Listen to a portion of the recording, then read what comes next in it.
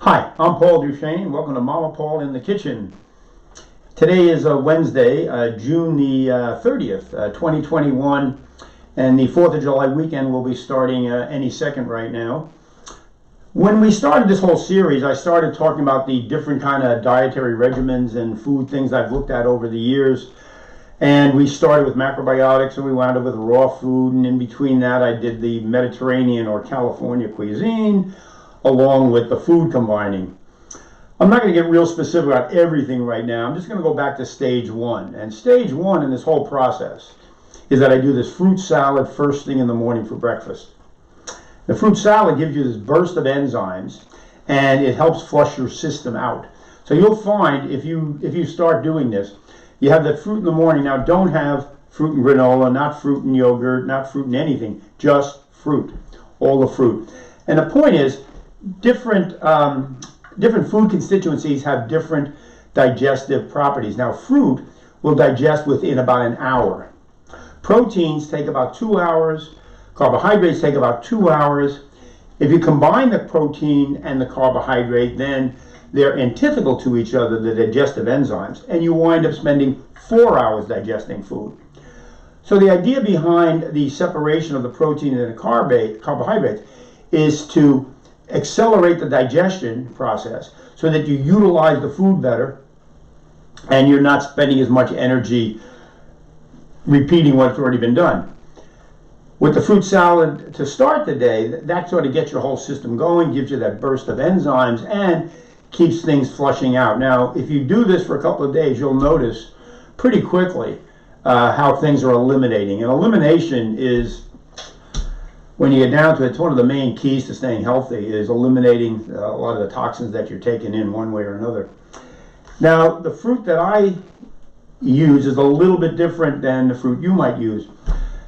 What I would recommend is find out what your body type is. Now, there's various ways about doing this. There's the Eat Right for Your type, which were 4 blood types.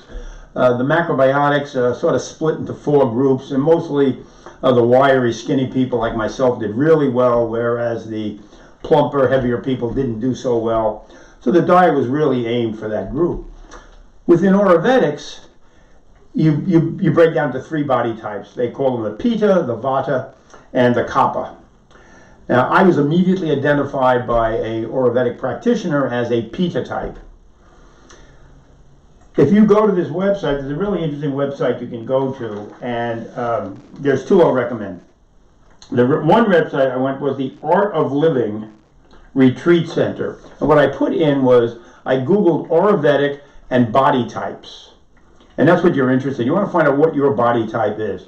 So put in Google Ayurvedic body types, and you'll find a couple of websites which will sort of give you questionnaires about, and you'll answer the questionnaires and you'll determine which kind of body type you are.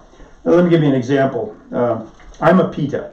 And what they say about Pitta, a Pitta is generally active, good looking, a perfectionist, dynamic, intelligent, and also short tempered.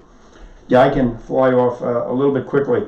They may have leadership qualities, a moderate build, a smart personality, a sharp nose, I don't know, eyes, and a slightly pinkish tint. Due to the unfortunate ease in which a Pitta person gets imbalanced, hair loss, I hardly have anything left up here, and graying are common. They are slightly warm to the touch. I am really good to cuddle with at night because of my warm temperature. Well, that warmthness is internal warmthness. So if I'm putting garlic and ginger and onions in general, they're going to heat my system up.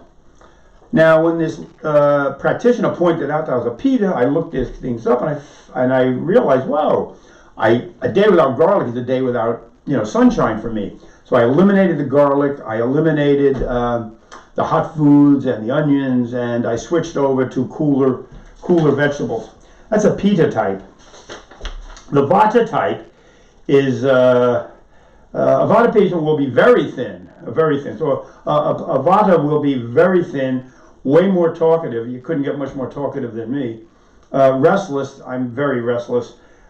Typically have a lower body weight, dry skin, brittle nails, thin hair, and slightly sunken eyes. While walking, their joints may make sounds. They tend to prefer hot or warm weather, and they have trouble tolerating the cold. I am mostly a Pitta and a little bit of a Vata, and I found this out by doing the questionnaire a couple of times. The last type is the Kapha type, and the Kapha type, Kapha person is the least bothered, happiest person, and the best constitution is the Kapha. They're cheerful all the time, a thick build, dark hair, big eyes, prominent shiny teeth. Their skin may also be thick and moist and cool to the touch. They tend to accumulate things, and they have a sharing streak that moves them into service for other people. The Kapha person is also generally a cool, calm, lazy, cheerful, and stocky, if not overweight. So the heavier person is going to be the Kapha type. The real skinny is going to be the Vata, and the in-between is going to be the Pitta. So I'm a little bit of the Pitta, a little bit of the Vata. Within that, so once you figure out what it is, which type you are, which won't be that difficult to figure out, then you want to go to the Ayurvedic Institute, and there we've got a few pages of food guidelines. And what they do is they break the different foods down into whichever type you are. I'm not going to go any further with that today because we're already talking too much. And we're going to do the fruit salad today. That's what I'm going to do. I'm going to put together the fruit salad. And I'm going to have to cut a couple of vegetables, so I guess I'm going to need to sharpen the knife again, which I was doing on the first few shows. So I got the whetstone. The reason they call it a whetstone is you put it in water to get it wet, and it helps loosen up the structure of it, so that when you're sharpening the knife, you're getting better use. So the whole point was to have the knife at a 15-degree angle and make sort of a G formation. So if we keep our hands on it like that, I probably won't cut myself. And not a G, but a J, excuse me, a J. So we go down with the J. We go straight down and swing it off, straight down and swing it off, straight down and swing it off. And we'll do this a few times. We'll go back in the other direction, straight down, swing it off. So we're keeping the blade at about a 15-degree angle. And we go straight down and swing it back around. So we'll do that maybe, a dozen times or so. And hopefully that'll improve the edge on the knife. So you sharpen the knife with the stone, but then you basically buff it with. Now this was actually there isn't a terrible amount of grit left on this.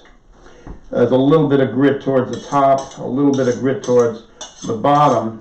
I've had this a long time. I inherited this from my father, so it's at least a half a century old. So what you're doing is you're buffing the blade, you're getting rid of any little shreds that might have been on there. So the blade's ready to be used now, hopefully.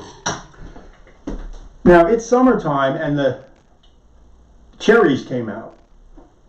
And usually I start my fruit salad with seedless grapes. Now what I do is I buy the organic seedless grapes, and I will take them out of here and rinse them off, take them off the stem, wash them off, let them dry, and then put them in the bag so that they're ready to use. You want to wash grapes off. They can have some pesticide residue on them. But the big thing for the season are the cherries. And we've got USDA organic, non-GMO cherries. And what we're going to do is we're going to take maybe a dozen of these cherries. I have a cherry pitter. It's a very nice 6-pronged cherry pitter.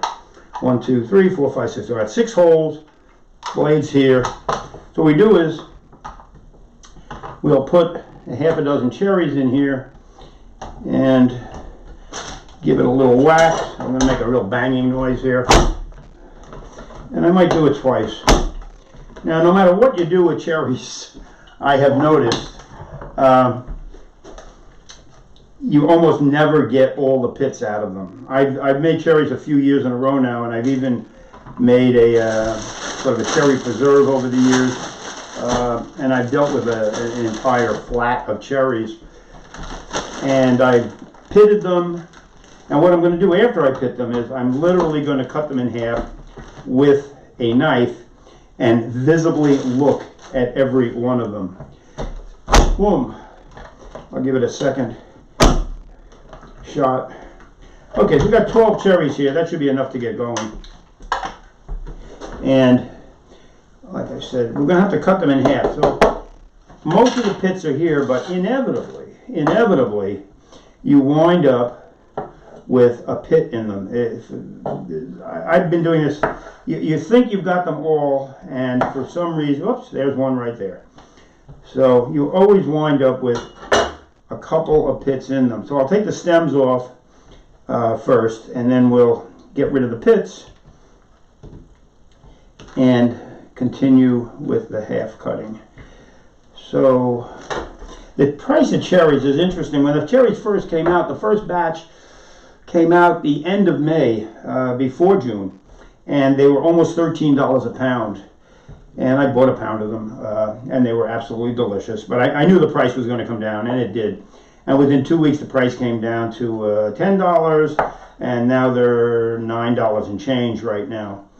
And I didn't find a big difference between my health food store and the commercial store. I do 90% of my shopping in the health food store, and I do a little bit in a commercial store when I can't get everything I need. Okay, there's one more pit there. 2 to go here. Whoops, no. And I'll bet you the last one. It does. There's one more pit there. Okay. Okay, I'm going to put all this to the side right now, the pits. And I use a big bowl. What I do is when I make the salad, I try to make it for 3 days in a row. I don't like cooking every day, and I don't like doing the same thing every day in the kitchen. So I got 6 dozen. So I got a dozen cherries cut in half over here.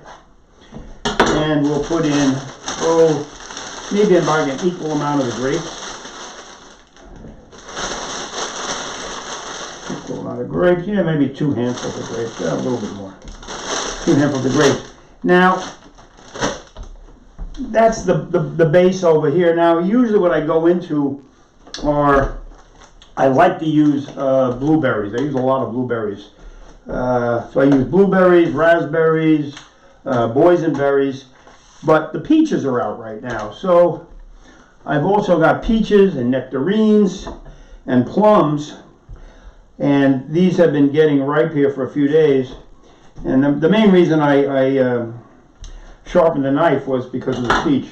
That's not the ripest one. Let's see. This one is. Okay. It's a nice, yeah, it's nice and soft. All right, so for some reason I've started doing this with the peaches and round vegetables like this. I'll usually put about 8 slices into them, and then keeping my finger at the very center of it, slice them on down, and there's not much. There is not going to be very much left on the bone or the pit here, as they say. So there it is. This is pretty much pitted, and we'll finish dicing up. I don't need to have, some people like to have everything be exactly the same shape and cut. I don't. I prefer to have a mix of shapes, and from a feng shui point of view, I like things with a little edge to them. So that's a decent size, mouth-watering size. So there's 1 full peach in there, a dozen cherries, a couple of handfuls of the grapes. Okay, and the nectarine. Now the nectarine is maybe a little bit overly ripe, and yeah, it's falling right off the pit right now. So the nectarine, I think I'm going to leave the nectarine, and I'll tell you the reason I'm going to leave it like this. It's really ripe. So what I'm going to do with the nectarine is I'm going to leave them cut into these 1/4 slice pieces like this. I'm going to put this on top of the salad to make sure that I eat it first, and so that it doesn't, it's so wet, it's just going to wet everything up.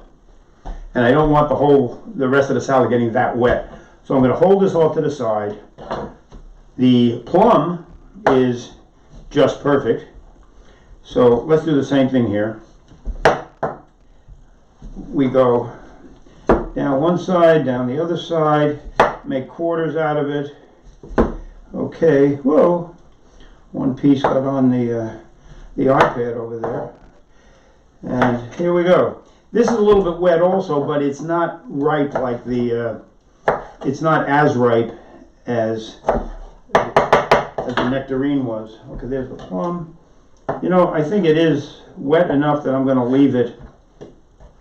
I'm going to leave them. Well, no, what the heck. All right, let's see how this turns out. I'm just going to contradict what I just said. I'm going to cut these in half because they were wet. And we got it. Okay, so I've got five different fruits in there. I've got the peach, the peach, the nectarine, the plum, and the cherries and the grapes. I'm going to pass on the blueberries today, and then I'll take the bowl here. Here we go. So there's my salad. I'm just going to take it, mix it up a little bit, like so. And I use 2 bowls now. So this is about the size of the bowl that I generally eat the salad with in the morning. So I'm just going to fill that up. There we go. And the bigger bowl will be 2 days. So there we go. Okay. Whoa. All right. So I have the salad 2 days here, 1 day over here. I'm going to cover this up with a little plastic, put them in the refrigerator. I'll have, well, actually I'm going to have this one today. I didn't have this morning. I put off the fruit salad this morning because I was going to start the show and I wanted to do this and eat it. So here I am. I'll have that for today, and I'll take this bowl here. We're going to cover that with a little plastic, put it away, and so this is how I start the day, pretty much almost every day. Like I said, in the other seasons, I'll use more blueberries and raspberries, etc. My wife makes she doesn't eat them whole. She makes a blended drink, so she puts them all into this NutriBullet, and she puts a half a dozen other fruits. And she's a completely different body type than me, so she eats a lot of things that I don't eat. I don't do well with bananas. She does well with bananas. Some things cross over, some things don't. But anyway, there's the basis of it. There's my fruit salad. I just wanted to get back into the kitchen here and get started with this dietary regimen again, because I really think it's beneficial. Now, the amount of raw food you get into your diet is the key difference that I've made in my life over the last 20 years. When I started off with macrobiotics, you were eating, everything was cooked. In the macrobiotic regimen, they would rarely ever have any salads. And when they did have a salad, they would press it. They would take the lettuces and they would press the water out of it. The water was yin, and they were trying to make it more yang, or yang. So over time, when you were macrobiotically, you were cooking rice, cooking fish, cooking beans, cooking, hardly any raw foods. So for years, I hardly ate any raw foods. Over a period of time, I started to run into people who were on raw food diets. And guess what? They looked incredibly healthy. And I found that the raw food people that I knew had much more vibrant skin, much more skin tone, good hair. They just looked healthier.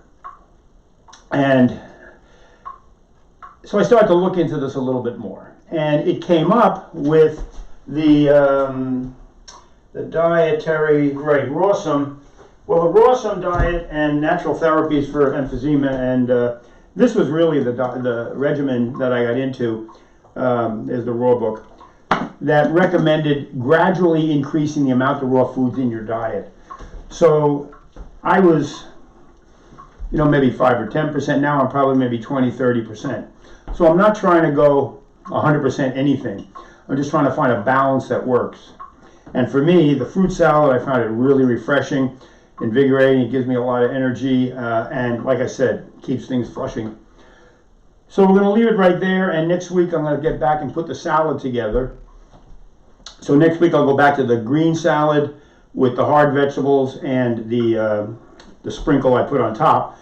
And I turned what would normally be a regular salad, I turned it what I call a super salad. And it's really the basis for my whole diet.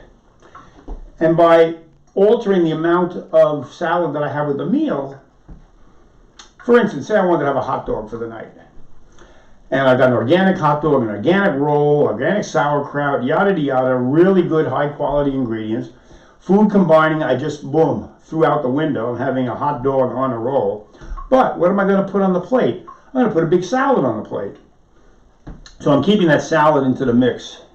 And that's the main point I'm trying to make, is that in this diet, the salad is the centerpiece of the diet.